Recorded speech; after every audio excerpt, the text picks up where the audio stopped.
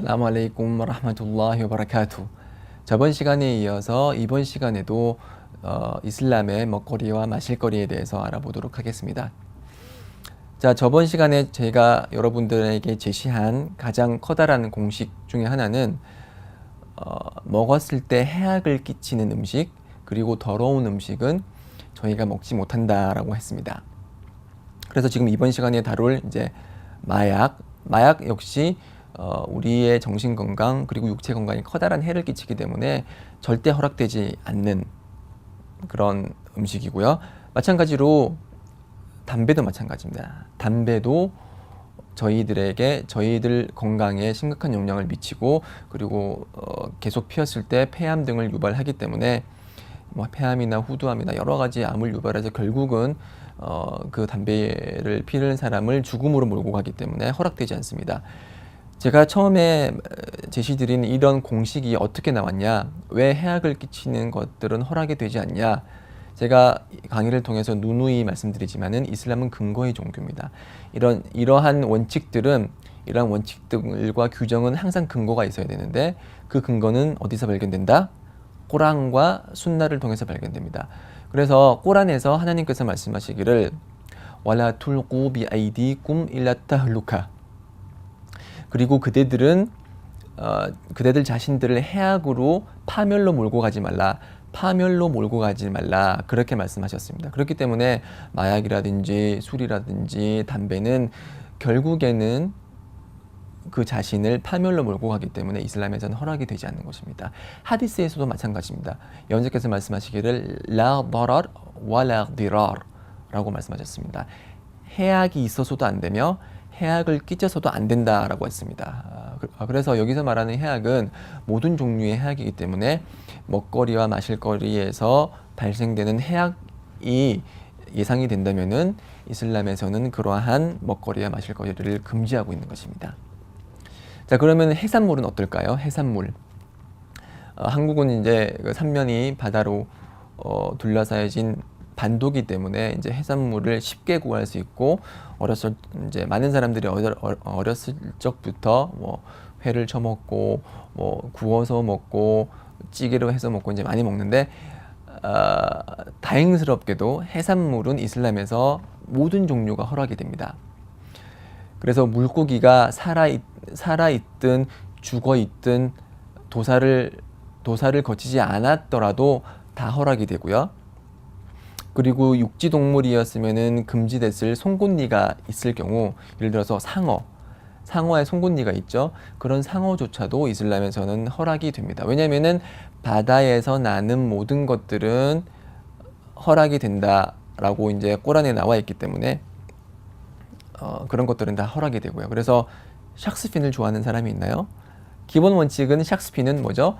그 상어의 지느러미죠. 허락이 됩니다. 그렇지만 다만 이제 중국집에서 파는 샥스핀 같은 경우는 그 안에 이제 그 돼지고기 육수가 들어가기 때문에 먹어서는 안 되지만, 기본 원칙은 그런 것들이 없다면은 허락이 된다는 것입니다. 그래서 그렇지만 일부 무슬림들이 주장을 하기는 우리는 문어나 지느러미가 없는 그러한 바다 동물은 먹어서는 안 된다. 예를 들어서 뭐 꽃게 같은 건 먹어서 안 된다고 하지만, 그것은 꼬란과 하디스에 나와 있는 메시지와는 배치되는 것입니다. 물론 일부 학파에서, 특히 하나피 학파 중에 일부 학자들이 그러한 주장을 하지만 근거가 부족한 주장이고요.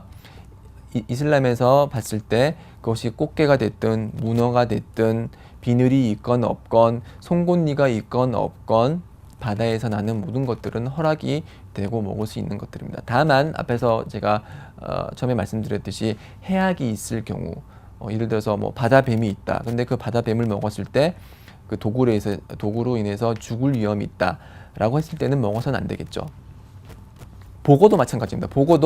보고는 그 피부나 아니면은 물고기 전반에 독이 있기 때문에 기본 원칙은 허락이 되지 않지만, 보고 전문집에서 요리를 해서 독을 제거한 경우에는 그 독이 이제 사라졌기 때문에 독이 사라진 보고는 먹어도 되죠. 그렇지만 비싸죠. 네, 비싸기 때문에 먹기가 힘들지만 만약에 보고를 먹을 수 있는 기회가 있으면은 그것은 허락이 된다는 것이 이슬람의 규정입니다. 회를 먹든 구워서 먹든 다 허락이 됩니다. 그러니까 육지 동물 중에 이제 할랄 허락된 것을 먹기가 힘든 경우 이런 해산물로 대체할 수 있는 그런 이제 장점이 있는 것이죠. 자, 육지 동물에 대해서 한번 알아볼까요?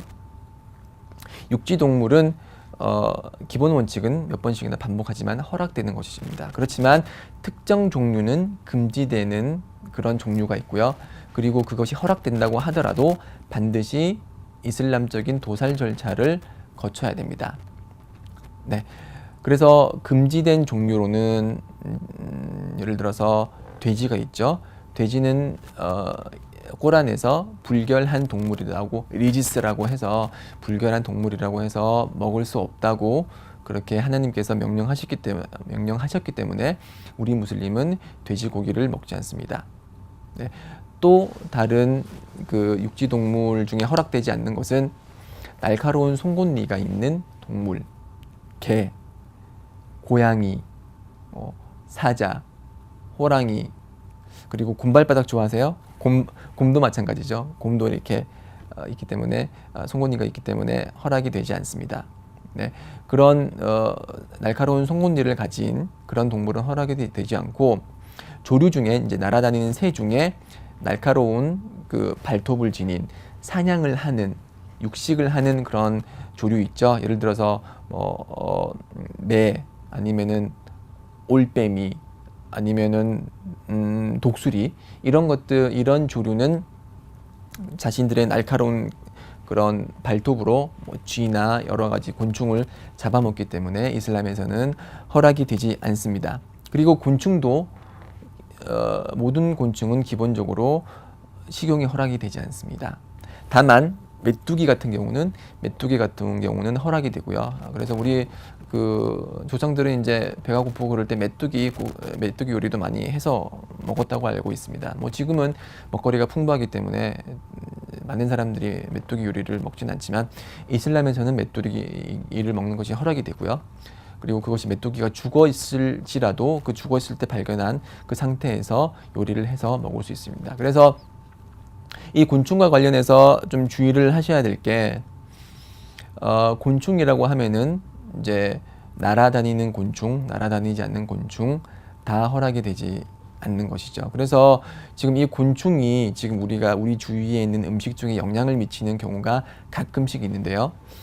특히 딸기 우유 있죠. 딸기 우유에 그런 분홍색 빛은 딸기에서 비롯되는 것이 아니고 코치닐 색소에서 비롯되는데 이 코치닐 색소는 연지벌레라는 그런 곤충으로부터 추출을 합니다. 그래서 연지벌레는 원래 자신을 방어하기 위해서 그런 코치닐이라는 그런 정확히 말하면 카민이죠. 카민이라는 그런 그런 독성 물질을 내뿜음으로써 적을 퇴치를 하는데요. 그 카민이라는 그런 요소를 연지벌레로부터 얻고 그래서 연지벌레 한 정확히 기억은 안 나지만 한 6마리, 7마리 정도가 딸기 우유에 들어간다고 합니다. 그래서 그 딸기 우유를 먹는 것은 그런 연지벌레를 먹는 것이고 곤충을 먹는 것이 이슬람에서 허락이 되지 않기 때문에 그 성분 함량표를 잘 보세요. 코치닐 색소가 있는 딸기 우유라든지 아니면은 햄도 마찬가지예요. 그러니까 분홍색 빛을 띤 그런 먹거리에는 보통 코치닐 색소가 들어있는 경우가 많아요. 아니면은 이제 유럽이나 미국 표기 방식대로 E120 제가 한번 확인해 볼게요. 네, E120이라고 적혀 있는 게 발견이 되면 그거는 코치닐 색소고 그런 코치닐 색소는 이슬람에서 허락되지 않는 연지벌레로부터 만들어진 것이기 때문에 허락이 되지 않습니다. 제가 어릴 적만 해도 주위에서 가끔씩 하면서 번데기를 파는 사람들이 있는데요. 번데기를 먹어도 되냐라고 질문이 가끔씩 들어옵니다. 번데기는 어떻게 만들어지는 것이죠? 번데기는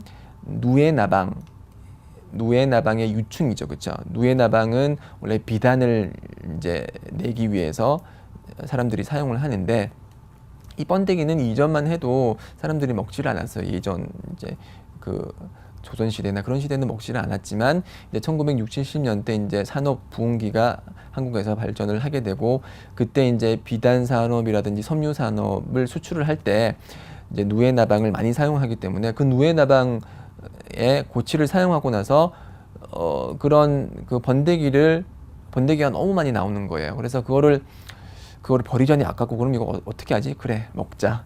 그래서 시작이 된 게 번데기인데 이 번데기는 누에나방에 고치고 누에나방은 곤충이죠, 그렇죠? 곤충의 새끼인 누에나방으로부터 비롯된 요리이기 때문에 이슬람에서는 번데기도 허락이 되지 않습니다. 그렇지만 번데기를 못 먹는다고 해서 딸기우를 먹지 못한다고 해서 슬퍼할 필요는 없습니다. 딸기우 없으면 초코우유 있죠. 초코우유 없으면 흰우유 있습니다. 먹거리와 마실거리는 넘쳐 있습니다. 어느 특정한 음식이 금지됐다고 해서 슬퍼할 필요는 없습니다. 번데기 못 먹어요? 그러면 번데기 싫어하는 사람들도 많아요. 번데기 굳이 먹을 필요 없습니다. 번데기와 유사한 맛을 내는 더 맛있는 음식들이 얼마든지 많이 널려 있기 때문에 그러한 금지 상황 때문에 슬퍼할 필요는 없습니다. 자, 그러면은 다음 강의를 통해서 좀 더 먹거리 중에 허락된 것과 허락되지 않은 것들 그리고 도살은 어떻게 하는지에 관해서 알아보도록 하겠습니다. 다음 강의도 계속 들어주시기 바랍니다. 아살라무 알레이쿰 와라흐마툴라히 와바라카투.